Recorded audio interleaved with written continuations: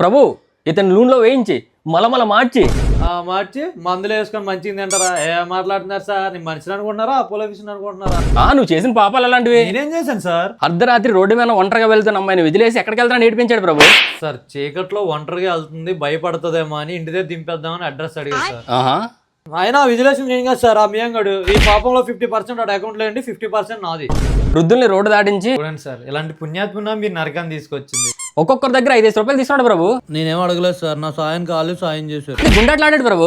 ఏదో నా అదృష్టం చెక్ చేసుకుందాం అనుకున్నాను. మరి కోడి పందాలు నా కోడ ఎంత స్ట్రాంగో తెలుసుకుందాం అనుకున్నాను. ఆ గాజు ఒక బంగారం షాప్ ఆంటీ సార్ అది నా పర్సనల్ సార్, దాని గురించి అయితే ఇక్కడ మాట్లాడొద్దు. కావాలంటే మన ఇద్దరం తర్వాత మాట్లాడుకుందాం. వాళ్ళ నాన్నమ్మ పెన్షన్ డబ్బులు చెక్క నుంచి లేపేశాడు ప్రభు. మా సొంత నాన్నం సార్, మా ఫ్యామిలీ మ్యాటర్ సార్ అది. ఈ విషయంలో మీరు జోక్యం చేసుకుంటే మంచిగా ఉండదు సార్. 2 రూపాయలు కోట ఇంకొని 69 రూపాయలు కమ్మేశాడు ప్రభు. బిజినెస్ సార్, బిజినెస్ మైండ్ అది, అందులో తప్పే ఉంది.